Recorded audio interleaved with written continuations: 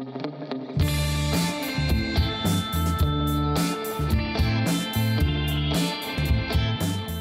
áfram höldum við hérna í föstudagsþættinum. Það eru 2 sýningar opnar á Listasafninu á Akureyri. Akureyrarbær 158 ára, þannig að það verður langur opnunartími, 12 til 10. Hingað til mín í setti komið Lillý, Erlu og Helenu. Velkomnar. Já, það eru þessar sýningar, það er Þorvaldur Þorsteinsson, yfirlitssýning. Við byrjum bara á henni. Segðu okkur frá þeirri sýningu. Já, Þorvaldur náttúrulega hérðan frá Akureyri og það er mjög gaman að safnið skuli bjóða honum í hús og í nýja safnið. Þannig að hann ætlar að koma sterkur inn. Því að þegar hann fer þarna 2013 þá var hann bara rétt að byrja. Þannig að bara 52 ára, þetta er engin aldur.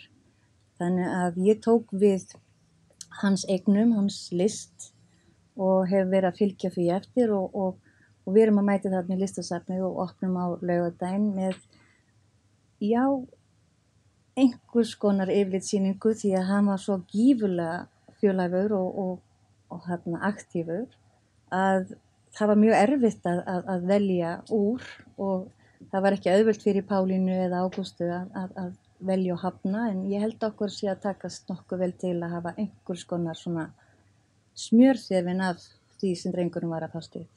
En Lillý, hinn sýningin, já, þú ert með hana og það eru textíllistaverk. Einmitt. Þetta eru textíllistaverk sem eru öll í rauninni á, þetta eru semst veggverk. Og svo ég aðeins að þenja mig og gera 2 skúlptúra líka. Einn er inn í salnum og hinn er úti. Og fekk svona smá spurning það í gær hvort þetta væri eiginleg innsetning, svona heildræn rýmissýning. En ég líti ekki á hana þannig, heldur er hún meira svona, þetta eru svona kaflar. Hvert verk er einhvern veginn ákveðin kafli. Og hafa svona skírskotanir og tilvísanir í plöntuheiti í listigarðinum á Akureyri, þar sem ég bara byrjaði einhvern veginn hugmyndavinnuferlið mitt. En Þorvaldur, hann var náttúrulega að vinna með alls konar miðla, í raun bara flest alla og já, hann er svolítið að koma aftur hérna núna, það eru fleiri sýningar í bænum. Já, okkur tókst ekki að ramma hann inn á Listasafninu, þannig að það var ákveðið að Finnsdal líka er heimamaður að tala við hinn húsin og ég er mjög fegin líka, sko, ég veit ekki hvort hann vissi af því, hvort það var í einhver undirmeðum að skilja öll þessi verk í mínum höndum, þar sem að ég líka þekki leikhúsið og tónleikahús og kvikmyndir og svona annað slíkt, þannig að ég hef góðan aðgang að fólkinu og hitti á hana Mörtu niður í leikhúsi og samkomuhús heitir það hér. Að við Marta ætlum að gera eitthvað mjög skemmtilegt og sérstaklega í anda COVID af því að það með ekki vera leiksýningar í gangi og annað slíkt, þannig að við ætlum að hýsa Þorvald í húsinu og hann ætlar að hafa gestavinnustofu þar sem fólk getur litið inn til hans. Það verður bara svona miðiskrapp frá í smá tíma og svo verður svona óvænti viðburðir í húsinu með lifandi og staðlaðir. Og svo hefur við talað við hann Kela, ég kalla hann Kela, Hómkel hérna uppi á bókasafni. Þar verður hægt að hlusta á því að Þorvaldur skrifaði menntastefnu fyrir barnaskóla, fyrir yngri deildina. Og það er hægt að hlusta á hana, hvernig hann mótaði og hvernig hann sá fyrir sér skóla fyrir börn. Og það er mjög áhugavert. Og út á COVID líka, þá getum við ekki sest í stólinn og hlusta, þá verður hægt að gera þetta á smartsíman, þú getur hlaðið inn og hlustað.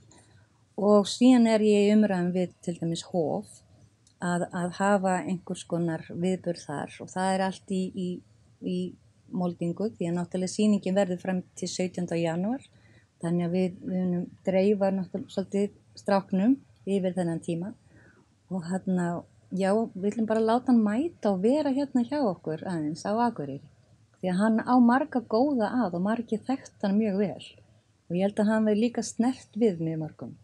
Og ég vona innilega að okkur takist, eða mér takist að hleypa honum sko gegnum verkin hans, að fólk getur sest með honum og ég var svo líka til að fá að heyra frá fólki hvernig það upplifir og jafnvel gefa mér einhverja hugmyndi því að hann er náttúrulega rétt að byrja, eins og ég sagði áðan sko, að ekki bara það þegar við erum búin á Akureyri þá förum við til Reykjavíkur í Hafnaborg og þar verður verkin hans uppi og sýningin aðlögu að því rými og samstarfið skólastarfið og svo er ég með bók í vinnslu og bíó og sjónvarp og það er önnur leikrit að koma á svið.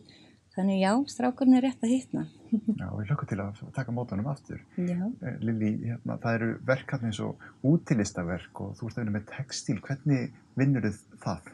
Þetta er náttúrulega bara áskorun einhvern veginn sem ég tók af því ég fekk úthlutað þessum sal og svölunum líka.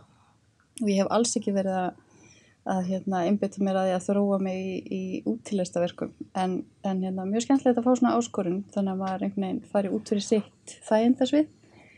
Og ég er bara ótrúlega spennt að sjá hvernig textílinn veðrast. Ég hugsaði í rauninni bara að því að þessar kindur eru náttúrulega upp öll fjöll, öll sumur og ullin ætti alveg að þola þetta sko. Og svo held ég að vera líka bara rosalega áhugavert að sjá sko snjóinn setjast utan á þetta og hvernig verkið breytir það einhvern veginn ásýnd eftir veðri. Ég vona bara innilega að það rigni ekki ógeðslega mikið og þetta verði eins og blautur hundur bara alveg leið. En já, þetta verður bara spennandi að sjá. En nú er textíl, hann allt í kringum okkur, tjöldunum hérna og fötunum okkar og út allt, þannig að það eru margar leið til að vinna með textíl. Já, segja okkur aðeins, hvernig vinnur þú með textíl? Ég vinn textíl í myndlist og eins og segir, það er alveg rétt. Textíl er bara ótrúlega mikill hluti af okkar lífi og í rauninni erum við alltaf í snertingu við textíl. Bara einu skiptin sem við erum ekki í snertingu textíl er þegar við erum í sturtu. Og bara leið og við komum úr sturtunni að þá teygjum okkur í handklæðið, skiljið. Þannig að þú veist að við snertum textíl alltaf. Og það er einhvern veginn, minnst það er svona sittur fallega í mér einhvern veginn að þetta efni sé svona nálægt okkur og minnst gott að vinna með það á þennan hátt. Aðferðin sem ég nota er svona töfttækni sem er mjög skyld svona gömlum aðferðum eins og flós, ría og smyrna. En já, ennþá eftir að finna íslenskt orð yfir þetta. Töft er svolítið skrítið orð á íslensku. En ég get ekki kallað þetta neitt annað því þá miskilur fólk tæknina. En þetta sem sagt er í rauninni ótrúlega mikið maleri með þræði. Þar sem að ég er yfirleitt að nota 6 þræði í einu og ég eins og sauma þræðina í gegnum striga.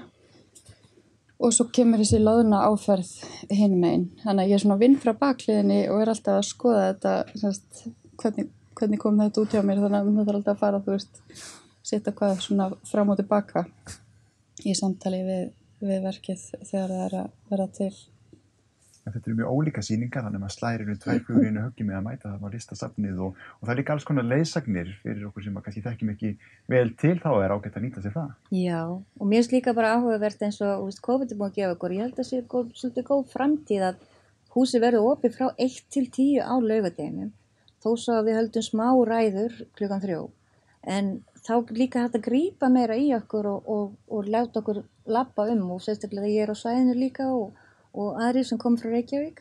En svo verður Pálína og listasafnið með leiðsagnir í vetur sem er að bæða þetta að hringja í þau eða mæta eða bara þetta er náttúrulega lítið samfélag og að gera vegna þess að þetta er ekki stórt rými en þetta er rík sýning hjá Þorvaldi og við erum þar með 3 heimildarmyndir, 1 sem er listaverk og 2 sem að koma raunverulega frá Akureyri eða einhverju tengingu við Akureyri. Og svo er líka þarna vídeóverk þar sem við erum að skjóta fólk.